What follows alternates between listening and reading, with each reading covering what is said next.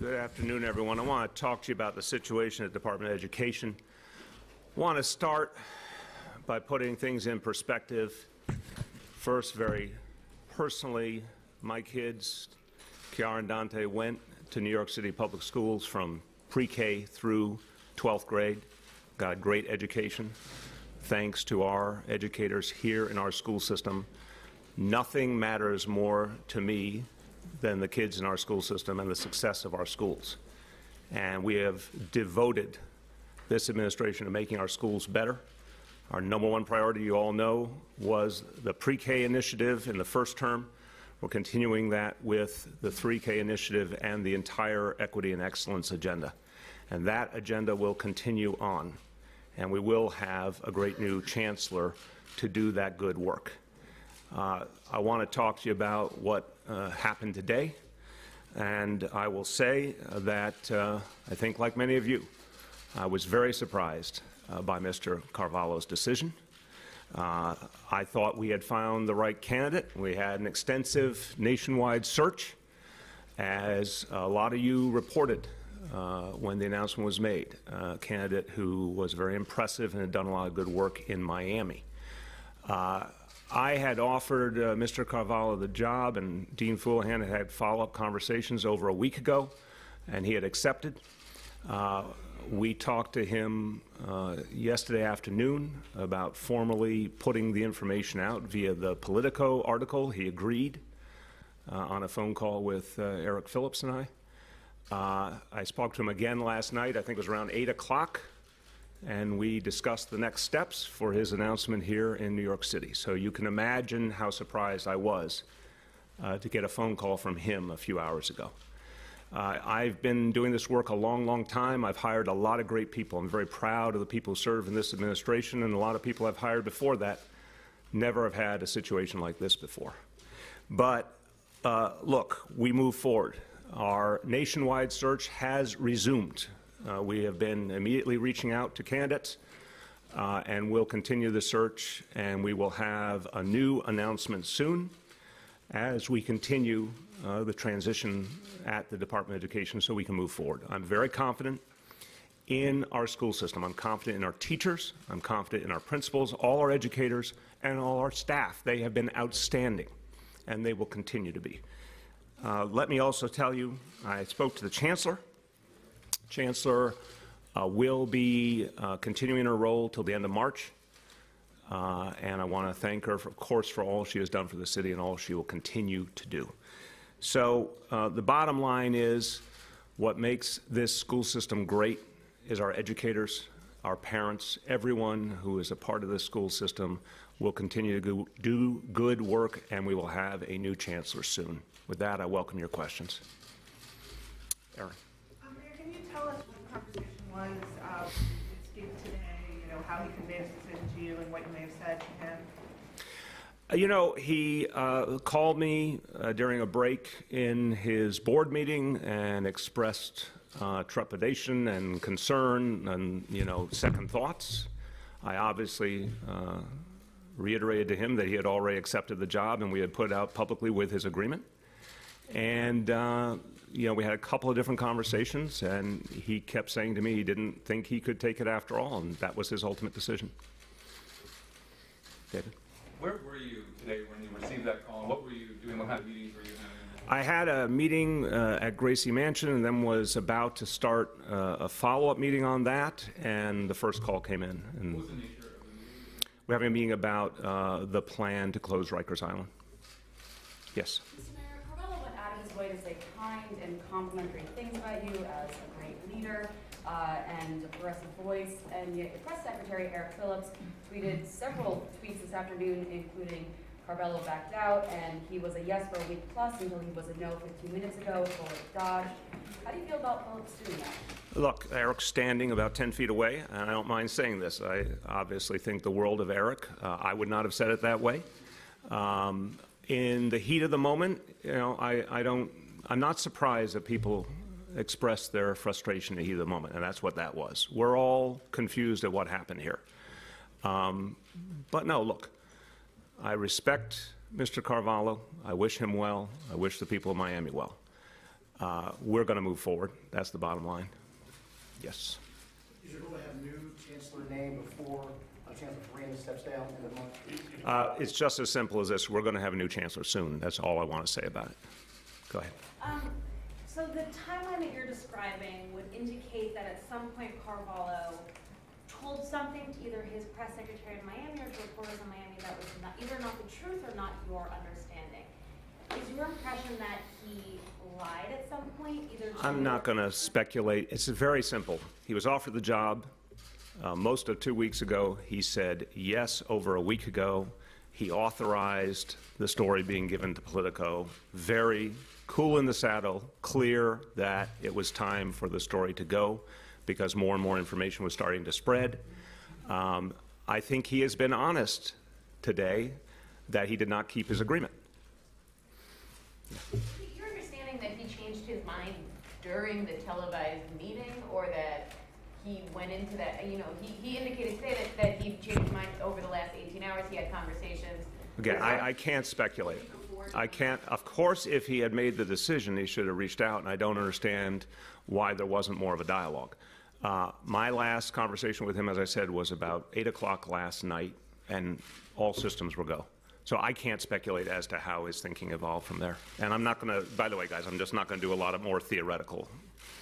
Was he able to reach you in that first break that you mentioned during the meeting? I believe it was the first break, but I wasn't paying attention to the details. And did you try to convince him to I stated the obvious, that I was very surprised and there should be more conversation if he had concerns. But that this process had been going on for quite a while. We've been engaged with him for many weeks, multiple meetings here in New York, multiple conversations by phone. I mean, obviously, that involved leaving Miami. Again, I'm very, very surprised. I have a lot of respect for him, but I'm very surprised. Henry. Do you take this decision by him as a rebuke or a rejection of you or an insult to you? No, it's not how I think about things. This is this job we're talking about, Chancellor of New York City Public Schools, is the #1 education job in America. 1.1 million kids. This is the flagship public school system in America. There's nothing even close in terms of the size and importance of this school system. Educators all over the country want this job, and we've had a huge amount of interest. He told me repeatedly this was his dream job. And obviously, whatever happened here is quite unusual. But if he wasn't interested in the job, I don't know why he flew up here several times and had incessant conversations about all the details and agreed to the release of the information publicly. Something else happened here, and maybe you guys can figure out what it is. Grace. Looking ahead to the search for a new superintendent, do you think this makes your Chancellor. job... We call it Chancellor. Excuse me. Thank you. We're in New York City now. Sorry, I'm watching the Miami School Board meeting. We're not in Miami. We're in New York City. The search for a schools chancellor in New York, does this make your job harder? The fact that you know, it was clear that you had a first choice, it didn't work out, and then No. secondarily, the salary that he had been offered. Let me do the first one first. I'll come back to you. I've been at this work a long, long time, and as you know, I have been involved with the federal level in different ways as well. I have seen extraordinary leaders of all kinds, and I've seen this happen in different ways. Not quite like this, but certainly a first choice, not accepting a job ultimately, or it being known that someone else is getting the job who was not the first choice. This is very normal at high levels of government. And in the end, there's a lot of people who want this job, and we're going to get a great chancellor. What was your second question? The second question was the pay that he had been offered was $118,000 more than Chancellor Farina makes.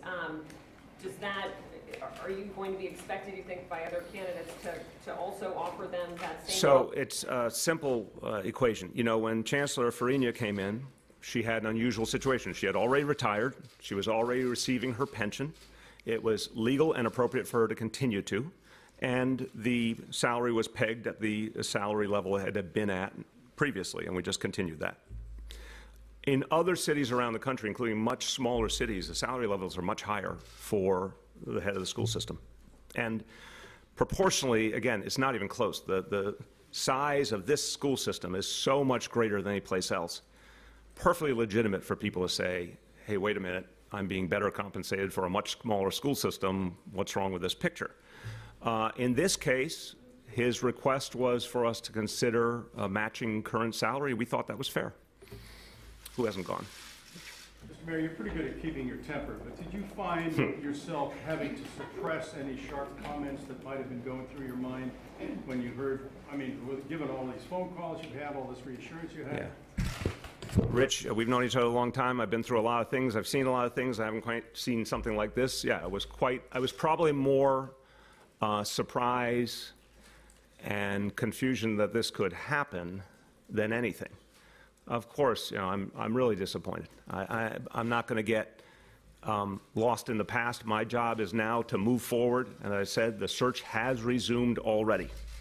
One of the things I've been doing between the time that I heard this news and the time of this press conference is restarting the process, and we've been reconnecting with candidates, et cetera. So I don't dwell in the past. I don't understand the thought pattern, but I don't dwell in the past. We're going to move forward and get another chancellor. You have a follow-up or not? No, I just wondered whether you actually did have to hold yourself back from saying something, maybe. Again, I think my first response was just profound surprise. Go ahead. Mr. Mayor, you have often said when people ask about personnel decisions that when the city is ready to announce it, they'll make that announcement. Yep. When you make those announcements, the person is generally standing next to you in this room. Is there anything about what happened today that's making you reevaluate, given that you announced it differently through the media, how you were going to announce? No, I think, look, this was an unusual situation for a lot of reasons. And obviously, when you are recruiting from out of town, there's some different dynamics. Never saw something like this. We always know when we're planning an announcement that for any number of reasons, information might get out prematurely, and we have the option of putting it out ourselves even ahead of a scheduled event. So that was all, you know, we had a plan B in place, and we activated our plan B when we started to see information traveling around. That's all very normal. I'm not going to change the process because sometimes you don't get to the hour of the formal announcement without the news traveling. Yeah. Did you ever turn on the TV to watch the spectacle unfold live? No. And will this in any way affect the 1.1 million New York school children? No, because look, we've had a great chancellor for the last 4 years. She's done an outstanding job. There's so many ways I could tell you about the improvements made in this school system by Carmen Frenia. Obviously, higher graduation rate, better test scores, what's happening already with pre-K, 3K, AP for all, computer science for all. That legacy is going to continue. There's a huge amount of buy-in among our educators to keep doing that work and do it better than ever. And we're going to have a great new chancellor. There is tremendous interest in this job. We have a lot of people to choose from. We're going to have a great new chancellor. The Speaker of the City Council said that he should have made that call before the live broadcast of the meeting. Do you agree with that assessment, and do you think that he did that on purpose? Again, I'm not doing speculation. Of course he should have, but that's water under the bridge. A couple quick procedural questions. Yeah, and I'm only going to go so far into procedural, and then I'm just telling you guys, if you want to talk about any other topics, I'll give you a chance, but I'm not going to do procedural all days long. Was he your first choice? Absolutely. And was there someone else who was in the running that you're now going to not going to get into details. As I said, there has been a huge amount of interest. There are a lot of great candidates. There's a lot of candidates interested. We'll have more to say soon. Who has not gone? Yes. Just curious, you said he said yes last year. What was the nature of that agreement? Was it just kind of a verbal confirmation, and was it to you or to? Again, let me stipulate that I have done this hundreds and hundreds of times. He told me yes. He told Dean Foulahan yes. He negotiated terms and conditions in detail with Dean. Affirmed his plans many times over for how we would go through an announcement. On the phone with Eric and I yesterday, I think it was around 5 o'clock or so, confirmed that he was very comfortable with us giving the information to Politico. And yes. About that, normally when a person is hired, they also contribute some kind of quote or confirmation, and that didn't happen in this case. Did you guys ask him to say anything publicly at that point? Again, there was an unusual situation in terms of some news starting to move around. His school board, as a result, called this meeting. He felt he had to go before them formally to speak before he could say anything publicly. I understood that. It was unusual, but at least I understood the logic. But again, approved our release. So, guys, we could go over this all day long. It's really unusual. We can say that for a fact. I've not experienced anything like it. I don't think it has bigger ramifications. He was off the job. He accepted it. He was going to take it, and then he changed his mind. Willie. You said that you had a couple of conversations. So was there more than one phone call? Again, today I spoke to him a few times, and I've already told you I'm not getting into any more detail. I said I spoke to him a few times. Go ahead, Michael. Given the way it played out today on live television, do you feel like you kind of dodged future problems with this guy, that you dodged a bullet, that this decision kind of seemed to play out in real time in front of everyone? Look, I am not going to speculate. As a lot of you reported, this is a man who's done a lot of good in Miami and had a very impressive record, National Superintendent of the Year, all sorts of other things. I believed I was getting, what I saw was what I was getting. And I'm obviously very, very surprised by today's events. But I'm not going to comment further. I'm not going to characterize. Okay, guys, we're going to take a few more, and if you want to ask about anything else, this is your chance. Go ahead. Moving forward, some council members have expressed a desire for a Hispanic chancellor, given the population of New York City and the students. Look, we are going to get the best chancellor for all our kids. We have an incredibly diverse school system.